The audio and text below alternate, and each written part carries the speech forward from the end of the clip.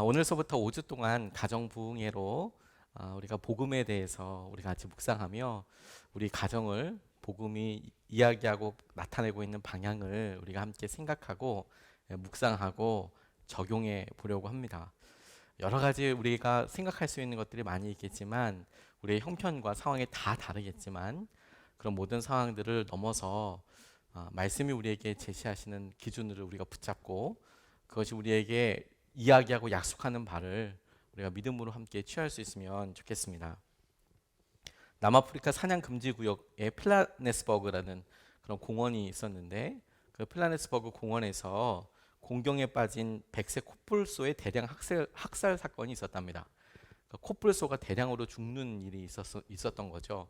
아시다시피 코뿔소는 그 앞에 코 뿔이 이게 뭐 나쁜 데로 쓰이고 그러기 때문에 아주 고가로 팔리기 때문에 밀렵꾼들이 특별히 좋아하는 목표물인데요.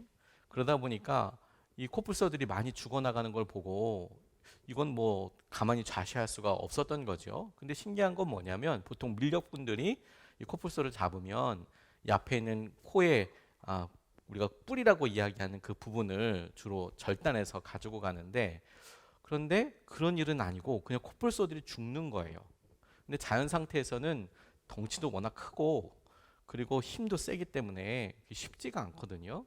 근데 대량으로 그렇게 폐사하는 것도 아니고 죽으니까 왜 그럴까 알아보다 보니까 엄청난 야수가 그들을 죽인 것처럼 이렇게 보이더라는 거예요. 그래서 이걸 지금 밀렵꾼들이 꾸민 건가? 근데 가만히 면밀히 살펴보다 보니까 놀라운 사실은 코끼리들이 집단으로 이 코뿔소들을 사냥한 거였어요. 우리가 보기에 그냥 코끼리들이 크지만 순해 보이고 그러잖아요. 근데 실제로 아프리카에서 사역하시는 선교사님들이나 뭐 여러 동물과 관련된 일을 하시는 분들의 이야기로 들어보면 코뿔소가 엄청 무섭다고 하더라고요. 마주하면 야생 코끼리 같은 경우에는 뭐 당할 자가 없다고 웬만한 차나 뭐 이런 것들 그냥 다 힘으로 밀어버리기 때문에 코뿔소가 사자보다 더 무서울 수 있다라고 이야기하시는 분들도 계시더라고요. 근데 코끼리가 집단으로 다니면서 코뿔소를 잡아서 죽인 거예요. 장난치듯이. 너무 놀란 거죠. 그래서 몰래카메라를 숨겨두고 이 도대체 어쩐 일인가 이렇게 보니까 아주 멀리까지 상식적으로는 말이 안 되지만 근데 한 20대 정도로 어린 야생 코끼리들이 코뿔소를 아주 멀리까지 막 쫓아가더라는 거예요. 막 쫓아가듯이 쫓아가서 나무를 던지고 발로 밟고 그래서 코뿔소를 죽이더라는 거예요. 그 확인 안 했으면 정말 놀랄 만큼 깜짝 놀랐답니다. 그리고 보니까 왜 그럴까 생각해 보니까 그 시점으로 해서 20년 전에 한 정책 때문에 그런 일이 일어나게 됐다고 밝혀졌다는 거예요. 그게 뭐냐? 크루거 국립공원에서 코끼리 수가 너무 많아져서 감당할 수 없게 되니까 이 성체 코끼리들, 어른 코끼리죠. 이 코끼리들을 잡아서 필라네스버그 공원으로 보내버렸다는 거예요. 그리고 수송하기 어려운 아주 큰 코끼리들은 죽임을 당하기도 했고요. 그들 대부분이 성숙한 야생 코끼리들이었는데 그러니까 이주해온 이 코끼리들은 비교적 어린 애들이었던 거예요. 비교적 어린 애들이. 그러니까 성숙한 코끼리들로부터 돌봄과 가르침을 받지 못했던 어린 코끼리들이 새로운 환경에 적응하면서 코뿔소를 죽이는 야수가 되어 있더라. 그걸 밝혀내고 너무 깜짝 놀랐대요. 그래서 자연의 법칙에 벗어난 이 사건을 해결하는 방법 때문에 백색 코뿔소를 지키기 위해서 가장 공격적인 코끼리 5마리를 죽이고 그리고 관리인들이 남아있는 어린 코끼리들에게 영향을 줄 수 있는 성숙한 코끼리들을 데리고 와서 밀림이니까 뭐 합사한다고 그러기 그렇지만 같이 그 무리 안에 넣어서 성숙한 코끼리가 이 코끼리 떼를 이렇게 인도할 수 있도록 리드할 수 있도록 그렇게 했다라고 합니다. 남자가 여자가 만나서 가정을 이루는 것은 참 커다란 기적과도 같은 일이죠. 그리고 각각 남편이 되고 아내가 되어서 어려서부터 우리가 생각했던 여러 일들을 조금씩 역할을 바꿔 갑니다. 어려서부터는 누군가의 아들, 딸로서 자라는데 어느 순간에 사랑해서 만난 사람들과 이제 아들의 모습이 아닌 딸의 모습이 아닌 남편이 되고 아내의 모습으로 역할을 해야 하고 그리고 이렇게 사랑해서 살다 보면 어느 순간에 우리를 아빠라고 부르는 엄마라고 부르는 사랑스러운 존재들이 생기고, 그리고 역할도 점점 바뀌게 되죠. 우리는 외적인 성숙뿐만 아니라 역할에 있어서나 관계에 있어서나 여러 번의 변화들을 가지고 옵니다. 그래서 경우에 따라서는 안타깝지만 큰 상처를 서로 남기기도 해요. 좋은 아들이었던 남자가 꼭 좋은 남편이 되는 게 아닙니다. 뿐만 아니라 좋은 남편이 된다는 그런 법도 없고, 나쁜 남편이라고 해서 좋은 아버지가 되지 않을 거라고 확신할 수도 없어요. 그게 상황마다 다르더라고요. 여자들도 마찬가지입니다. 큰 상처를 어렸을 때 받았다고 해서 그래서 좋은 아내가 되지 못하는 게 아닙니다.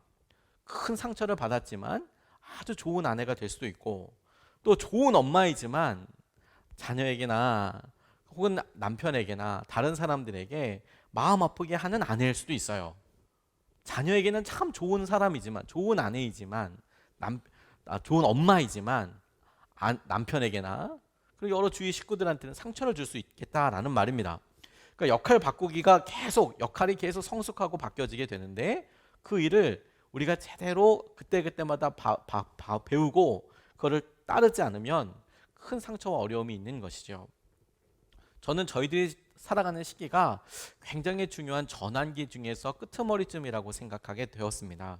왜냐하면 우리나라가 70년대, 80년대 그리고 조심스럽지만 90년대까지 고도 성장기, 경제적으로 아주 고도 성장기를 살지 않았습니까? 그 전만 해도 전쟁으로 인하여서 6.25 전쟁으로 인하여서 우리들 먹거리, 생존을 고민해야 될 때였지요. 그래서 부모님 세대 그리고 그 앞에 세대 같은 경우에 전쟁을 경험하고 그 전쟁에서 일단 그 영향력을 빨리 끊어내는 게, 일단 자리를 잡는 게 아주 중요한 급선무였던 때가 있었습니다. 그러니까 노동의 현장으로 있게 되고, 노동의 노동 시간뿐만 아니라 여러 제한된 일들 때문에 자녀들과 부모들이 제대로 된 시간을 보내는 게 거의 불가능했었죠. 너무 그게 힘든 시기였으니까요. 그때는 뭐 어디 먹으러 가자, 뭐 좋은 거 보러 가자, 이런 것들이 굉장히 제한된 가정에서 그게 가능했고, 사실 참 많은 분들은 산업 전선에 생존을 위해서 싸우다시피 전쟁하듯이 그렇게 살아야 했었습니다.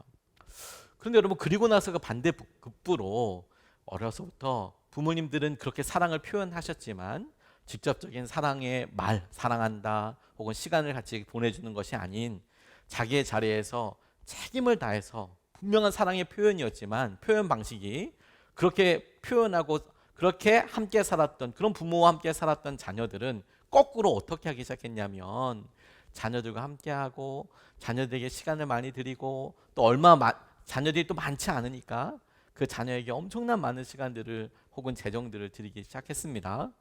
그래서 교육열도 엄청 높아지고 자녀들이 가정에서 갖고 있는 무게감도 예전 같지 않았어요. 예전에는 좋은 음식이 들어오고 맛난 먹거리가 있으면 그거 누가 먹었습니까? 가정에서 제일 어른이신 할아버지나 혹은 아버님이 드셨잖아요. 가장 맛있는 뭐 조기 같은 게 들어왔다든지 좋은 음식이 들어오면 당연히 그건 어르신 드려야 될 거잖아요. 요즘은 제일 좋은 거 이런 거 들어오면 그거 누가 먹습니까? 그거 우리 자녀들이 먹는 경우들이 많이 있잖아요. 말이라도 이거 우리 애가 좋아한다고. 그리고 실제로도 가정에서 경제적으로 돈을 제일 많이 소비하게끔 들어가게 되는 그런 부분도 자녀들의 교육과 관련된 일이 가장 많은 일이죠. 어느 한 가족뿐만 아니라 전체 다 그렇게 되죠. 너무 바빠서 시간이 없어서 그랬다고 하는 것, 혹은 그 거꾸로도 이제는 그 반대로 나는 우리 부모님으로부터 그런 사랑과 표현을 제대로 못 받았기 때문에 그 거꾸로 내가 열심히 살아야 한다라고 하는 것도 기준은 똑같습니다. 자녀들에 대한 시간과 자녀들에 대한 여러 생각들. 그런데 이것이 다 정상적인 어떤 관계에서 맺혀지는 것이 아니라 굉장히 한쪽으로 치우쳐졌거나 왜곡된 상태에서 둘 다 행동을 하게 되는 거라는 사실을 알 필요가 있는 거예요.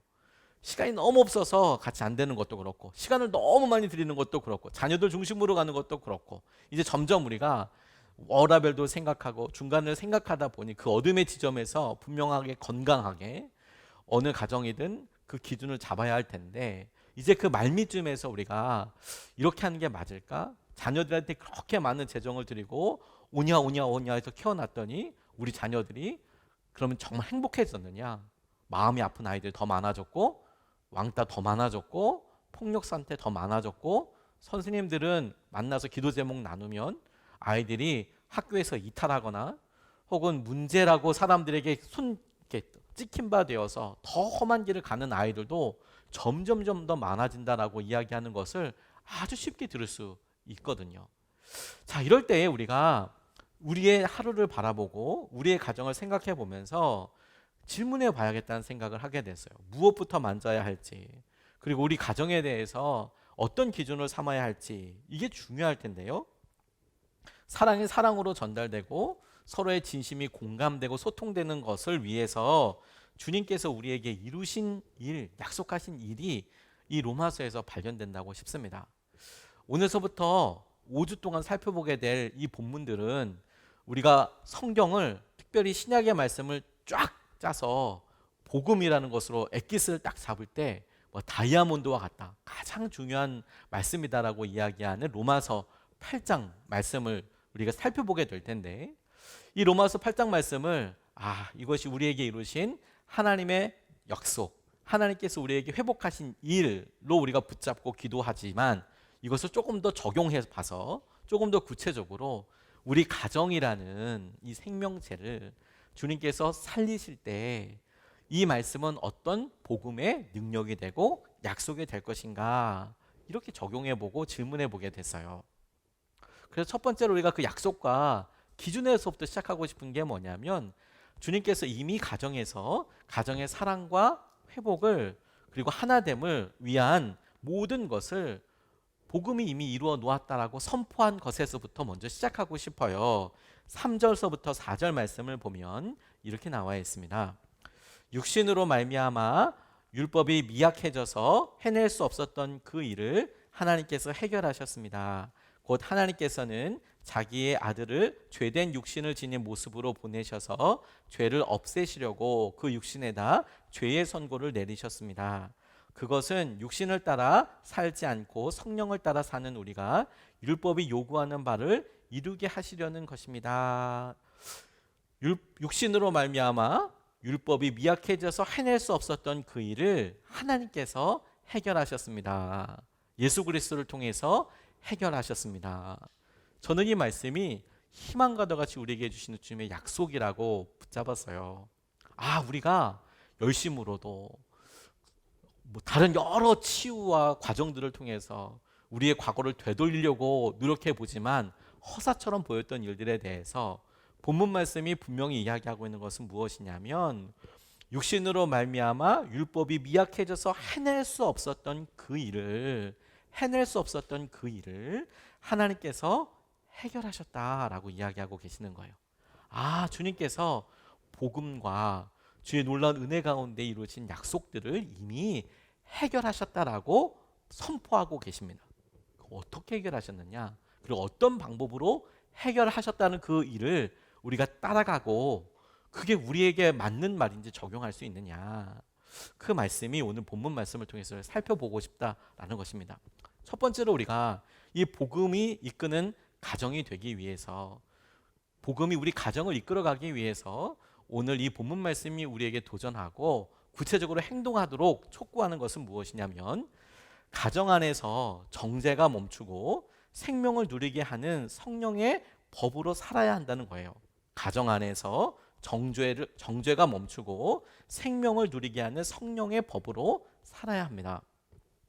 1절 2절 말씀에 그러므로 그리스도 예수 안에 있는 사람들은 정죄를 받지 않습니다.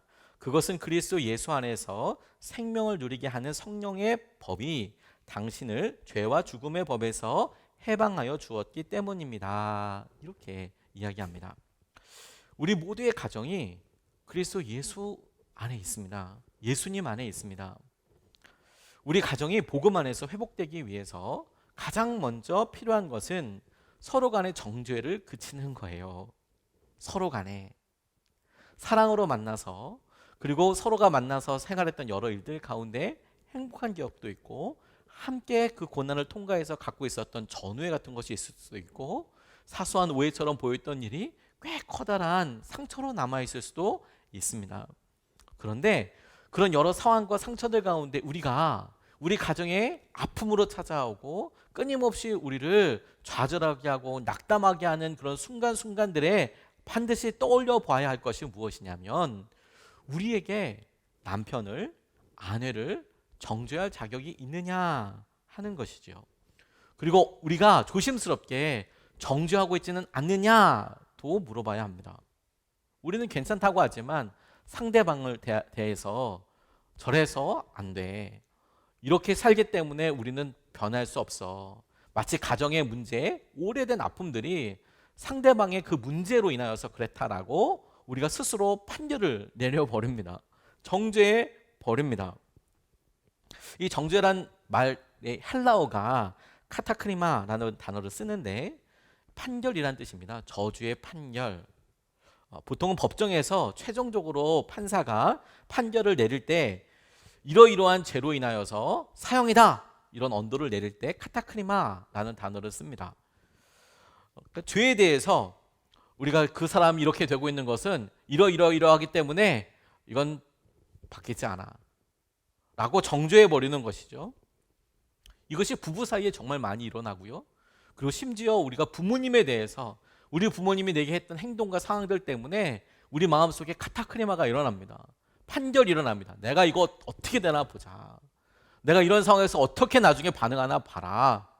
자녀들은 아니겠습니까? 우리가 우리 자녀들에게 어느 순간에 카타크리마를 해요. 저주의 판결을 하고, 그래 네가 그렇게 말 안 듣고 잘 되나 보자.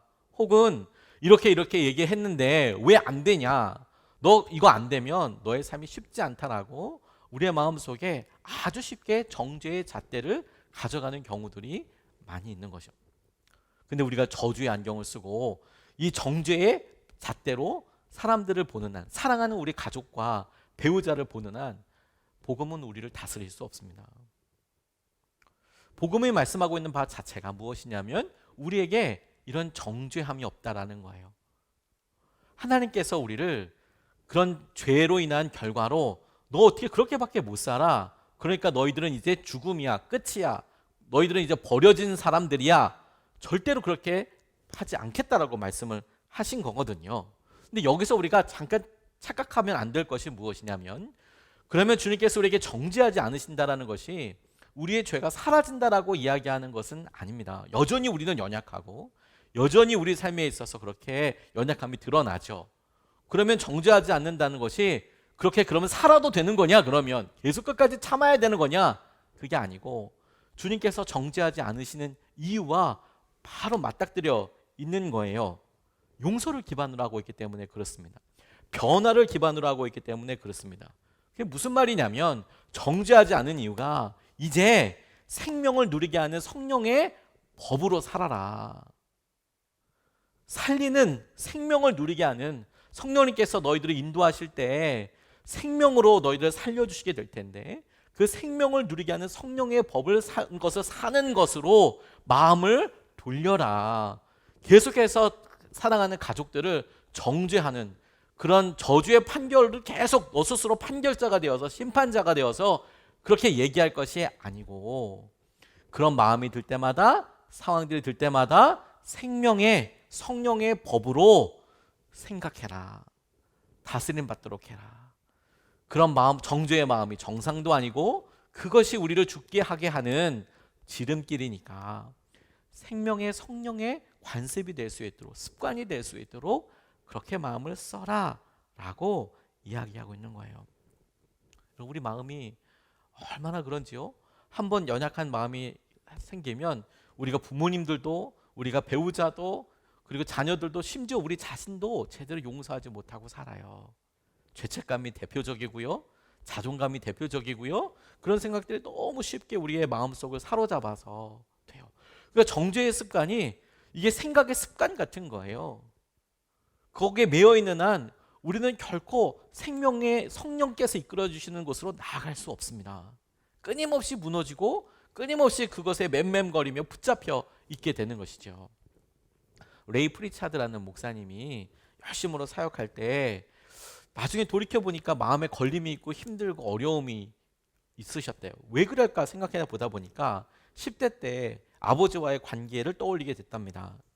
아버지께서 이 10대 때에 이 레이 프리처드 목사님 잘 이해해 주지 못했대요.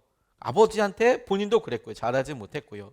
언쟁을 한 적도 많았고, 그리고 본인이 목회자가 되겠다고 그렇게 소명을 느끼고 시작했던 때 대학 시절까지도 아버지와 여전히 불편한 관계가 있었대요. 여전히 불편한 관계가 있었대요.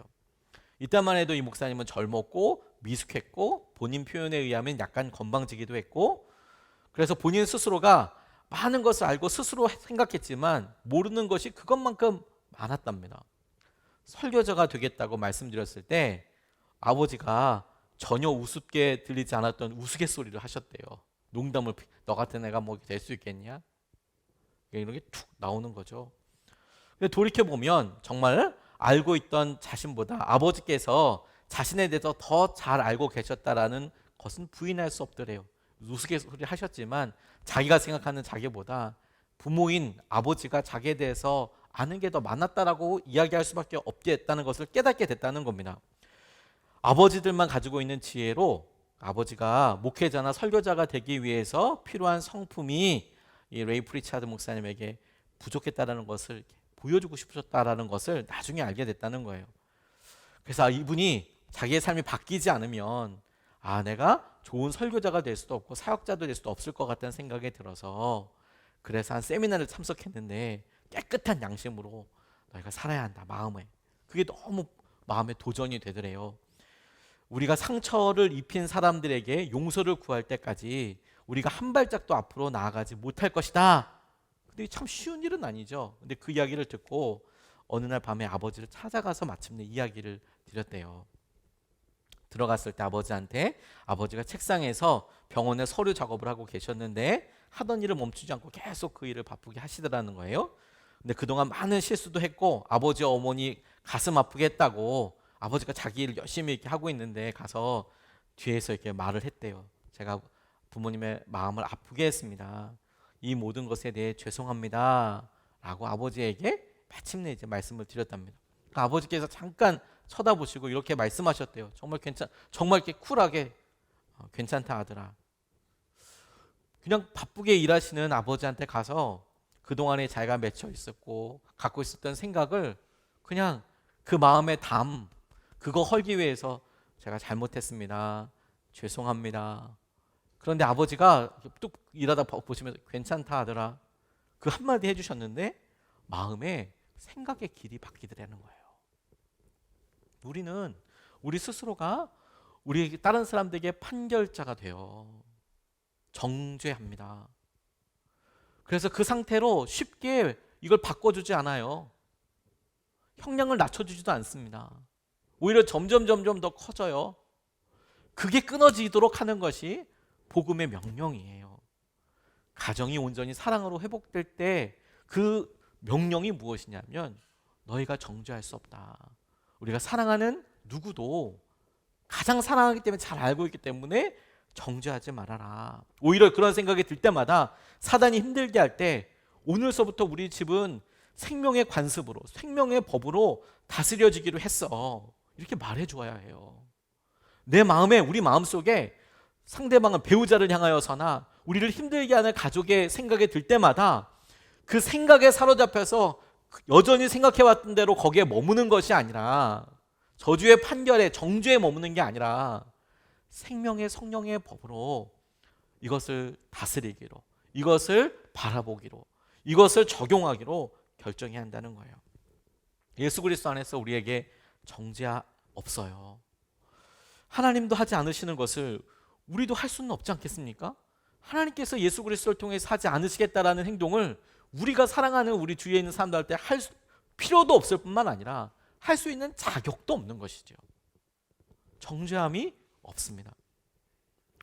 두 번째로 오늘 본문 말씀이 우리에게 그럼 구체적으로 어떻게 이와 같은 일은 하는 겁니까?에 대해서 보다 더 구체적으로 이야기하는데, 성령의 법의 내용, 성령의 관습의 내용, 성령의 습관의 내용은 이렇습니다. 성령님이 다스리시도록, 두 번째, 성령님이 다스리시도록 육신이 생각과는 육신의 생각과는 싸우고 성령의 생각으로 채워야 합니다.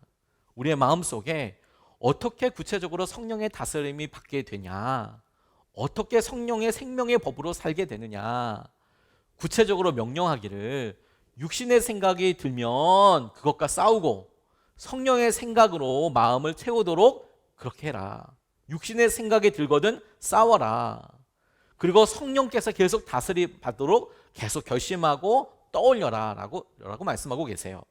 5절서부터 8절까지 말씀은 딱 그와 같이 나와 있습니다.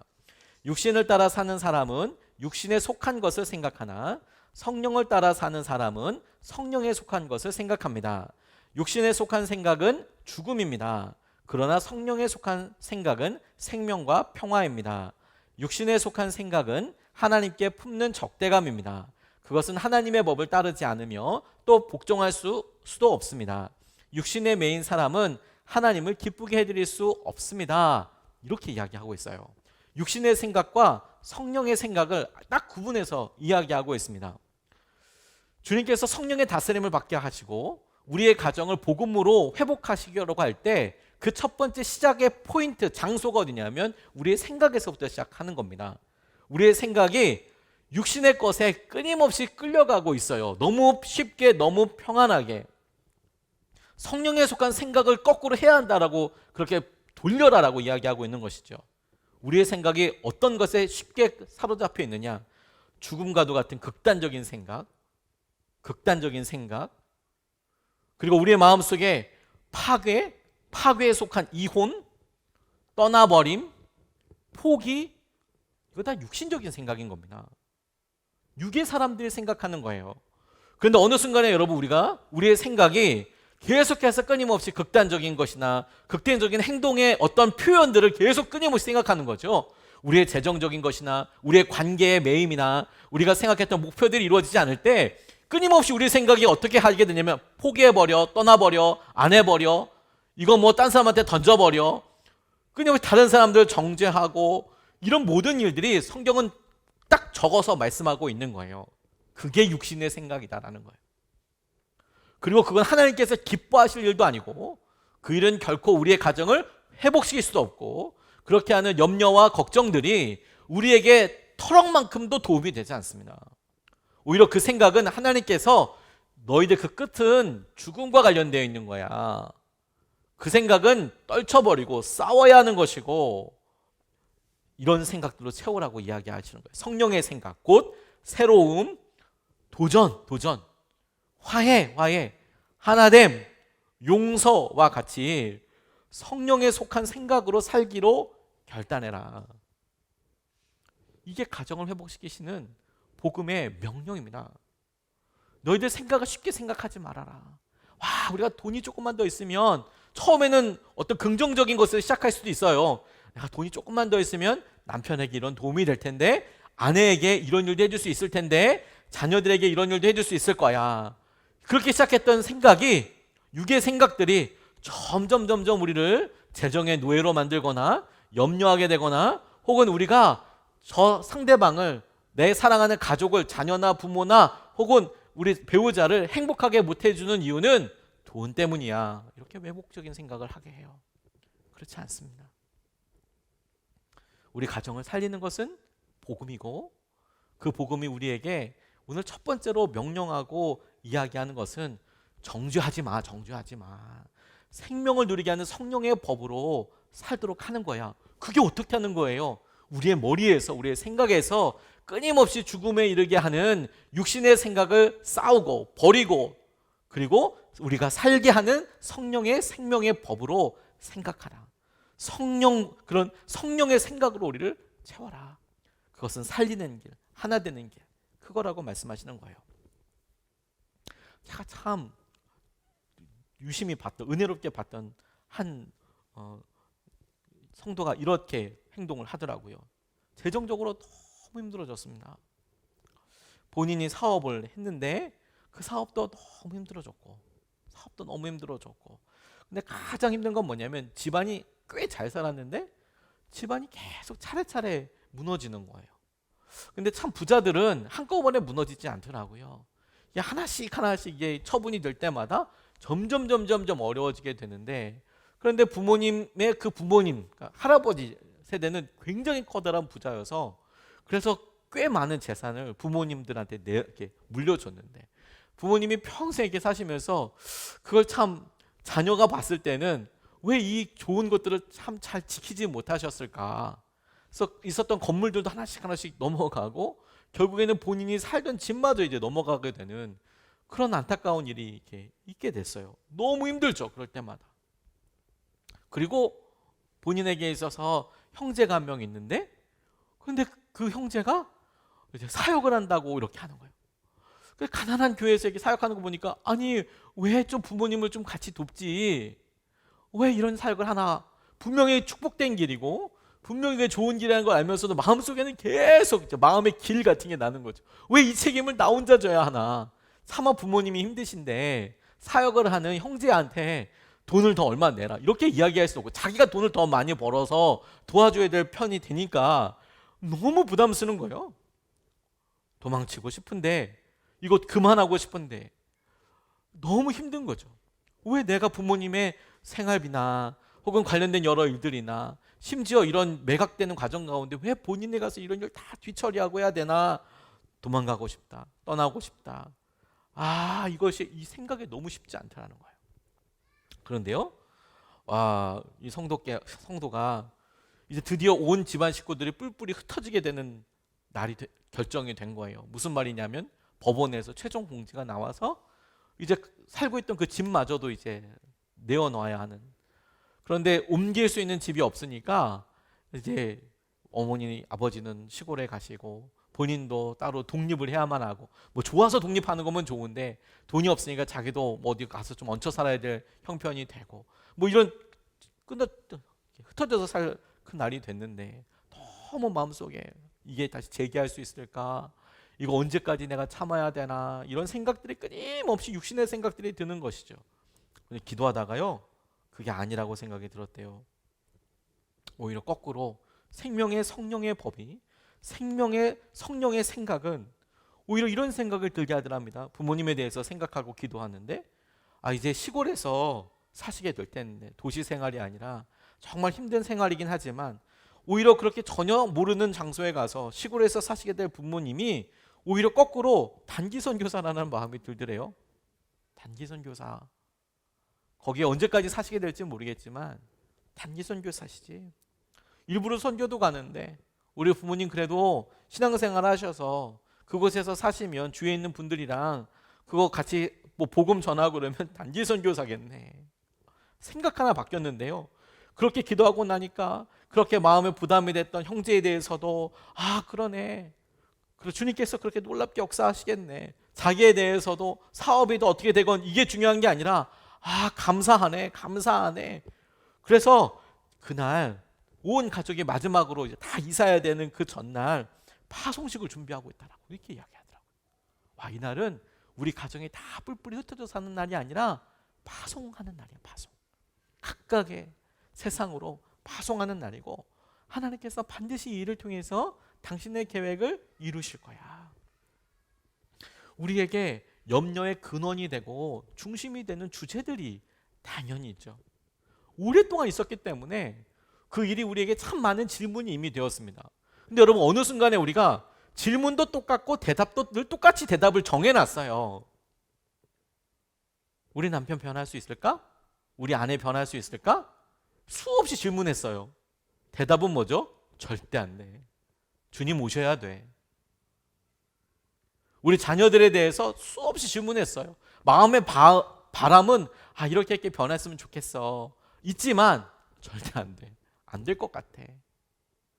우리 부모님들이 가지고 있었던 성품과 생각들을 보면서 이제는 우리도 그 시기를 살아가면서 공감할 수 있는 부분도 참 많아졌고 이해할 수 있는 부분도 참 많아졌지만, 여전히 마주할 때 우리가 쉽지 않은 부분들이 있을 수 있죠.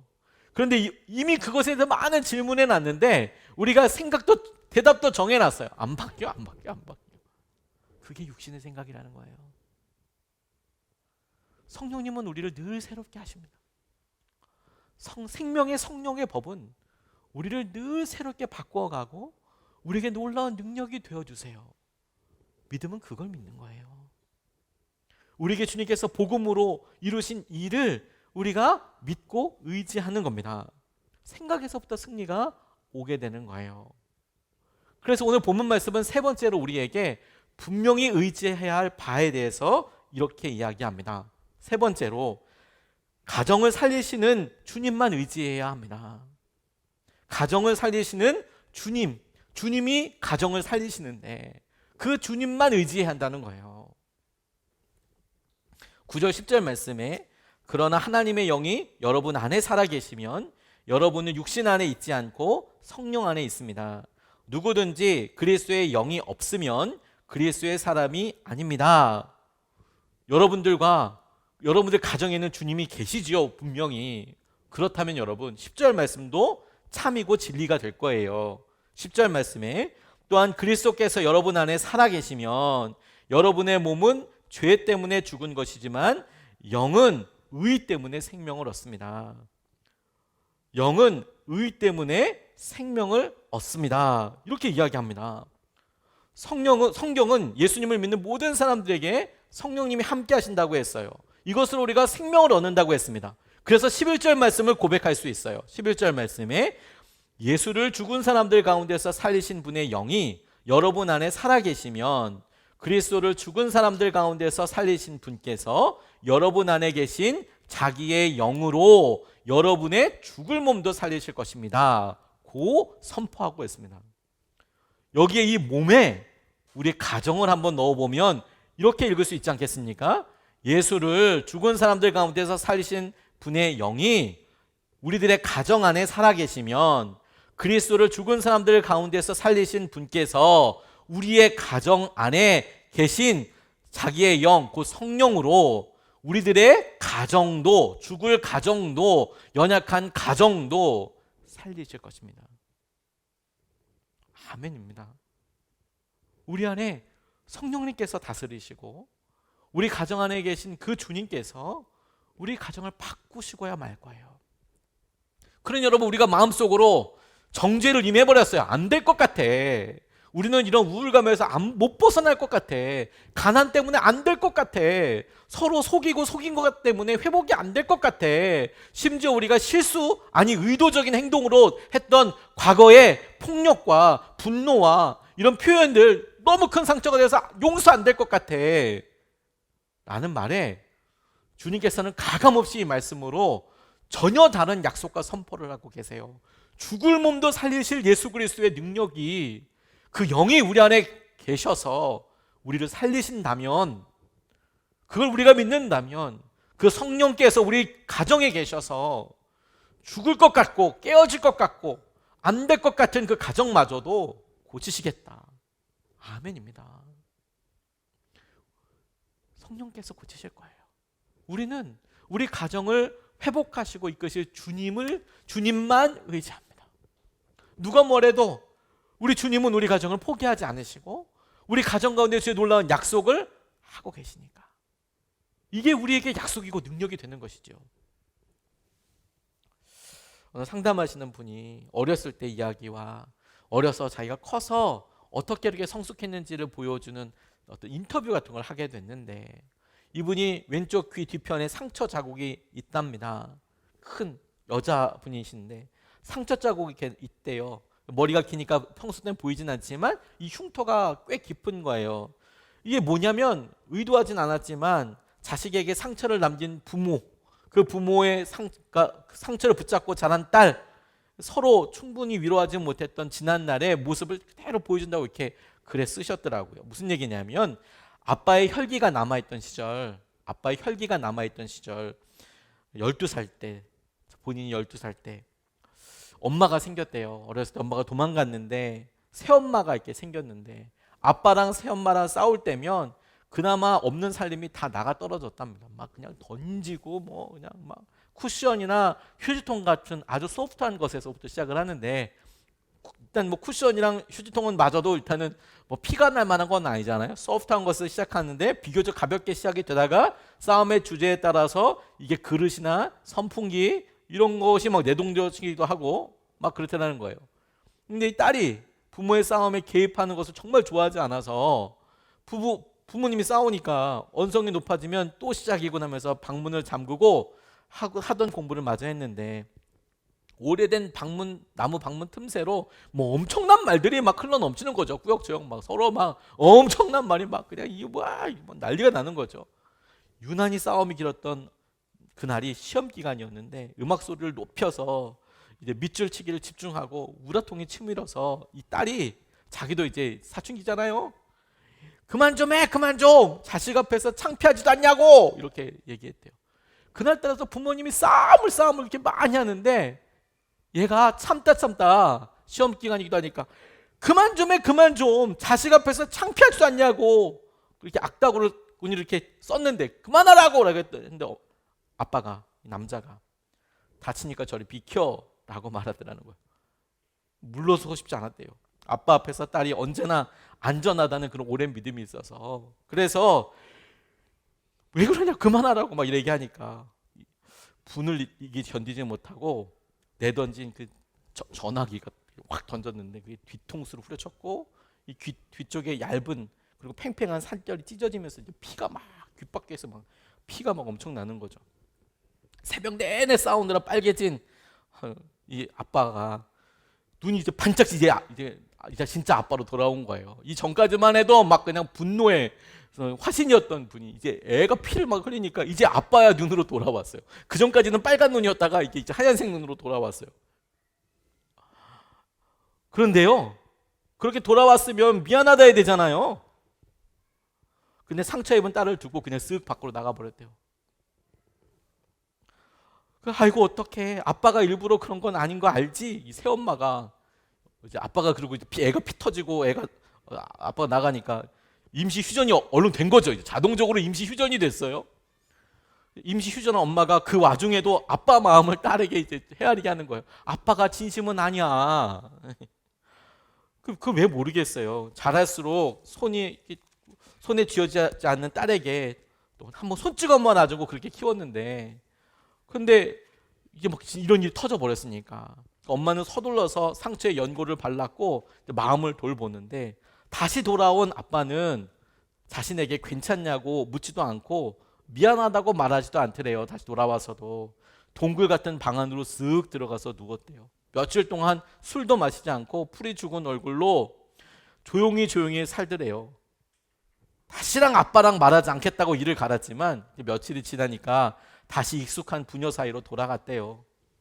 누가 먼저 마음을 풀었는지 모르겠지만 늘 그랬듯이 외로운 부녀의 단점이라는 것이 이렇게 오래가지 못했대. 내가 얘기 안 해, 아빠랑 얘기했지만 자연스럽게 아빠는 미안하다, 괜찮니, 이런 거 없이 그냥 자자자자 넘어간 거죠. 어릴 때부터 아빠는 딸에게 우리 딸 괜찮니, 힘들지 않니? 라고 물어본 적이 없대요. 우리 서로 그랬을 텐데, 분명히 서로 그렇게 힘들었을 텐데, 아빠도 너무 힘들었을 텐데, 결혼 생활을 새로 시작하고 엄마가 그렇게 떠난 것들 때문에 버린 그런 자존감도 힘들었을 텐데, 자녀도 힘들고 그런 걸 서로 이해를 못하는 거죠. 그래서 라면 먹을래라고 하거나 알코올에 의지해서 머리맡에 앉아서 익숙한 향기를 그렇게 물끄러미 바라보니까 그 익숙한 향기가 그냥 묻혀두고 그냥 아버지가 옆에 너 관심 갖고 있어, 이런 정도로 있게 되는 거죠. 근데 이 딸도 이제 커서 40이 되고 아빠는 돌아가셨고 새엄마는 이제 많이 늙었고 그 사이에 상처는 작아졌고 자국도 옅어졌는데, 이제는 이제 두 아이들과 평범한 일상을 가꾸면서 제법 어른 역할을, 어른 구실을 하는데, 근데 자기도 울다가 그 상처와 함께 자기도 많이 자라더래요. 그리고 이제 와서 다시 돌아가고 싶진 않지만 자기가 이제 상담사가 되고 많은 사람들 영향력을 줄 수 있는 치유자, 회복하는 사람이 되어서 그렇게 활동하는데, 자기도 어떤 게 좋은 답안인지 모르겠다는 거예요. 자기도 그런 가정에서 자랐고, 그리고 어떻게 이제 자녀들에게 잘해줘야 될지도 모르겠고. 근데 이분이 자신이 쓴 글에서 이런 얘기를 하시더라고요. 어릴 때부터 자신이 할 수 있는 일이 무엇인지 비교적 명확하게 알고 있었다라고 이렇게 이야기를 하더래요. 그게 뭐냐, 일종의 생존 전략인데, 전략적 분리라고도 하는데, 가정이나 자신을 둘러싼 유해한 측면으로부터 직관적으로 조정된 이탈을 하는 것. 이게 무슨 말이냐, 이제 아이들이 어쩐지 자신이 있는 이 세상의 전부가 아니라는 것을 안다는 거예요. 그래, 이게 다가 아닐 거야. 이 아이들은 어딘가에 더 나은 대안이 있을 거야. 언젠가 그곳에 가는 길을 찾아낼 거야. 아, 우리 가정 이게 다가 아닐 거야. 더 좋은 대안이 있을 거야. 내가 이루는 가정은 더 좋을 거야. 그리고 이런 생각이 현재의 고통을 벗어나게 해주지는 않지만 아이들이 무너지지 않도록 해주더라. 이게 전략적 분리라고 이야기하다 안 되네요. 여러분, 우리에게 주님은 말씀에서 이미 명확하게 놔뒀어요. 선포하셨어요. 우리들 가정이 그렇게 끝날 것 같니? 그렇게 어려운 상태로 그냥 그게 끝일 것 같아? 그렇지 않아요. 주님은 아예 전략적 분리 정도가 아니라 명확하게 써 놓으셨어요. 우리의 죽을 몸도 살리실 그 영이, 성령이 우리 안에, 우리 가정 안에 거하면 죽을 것 같은 우리의 가정, 회복되지 않을 것 같은 우리의 가정도 주님께서 일으키시고 붙잡아 주실 거예요. 복음이 가정을 살립니다. 여러분, 복음이 가정을 살려내고야 말 거예요. 복음이 저와 여러분들을 살렸듯이 복음이 가정을 살려낼 거예요. 오늘 이 말씀처럼 우리 가정 안에서 정죄하지 말아요. 이제 더 이상 우리가 판단자가 돼서 판결을 내려버리지 말아요. 오히려 생명을 누리도록 도전해요. 어떻게? 우리 안에 드는 끊임없는 육의 생각, 육신의 생각, 곧 죽음과 극단적인 생각과 파괴와 이혼과도 같이 그런 생각이 아니라 생명의, 성령의 평안의 법으로 주님께서 주시는 그런 생명을 우리가 붙잡아 나아가요. 그리고 우리 끊임없이 믿음으로 고백해요. 죽을 몸에서 살리실 그 놀라운 능력이 우리 안에 거해서 우리의 가정도 바꿔 나가실 거예요. 오늘은 이와 같은 일들을 우리가 성찬을 통해서 다시 한번 믿음으로 고백하고 싶습니다. 주님은 늘 우리에게 실제적으로 약속하고 계세요.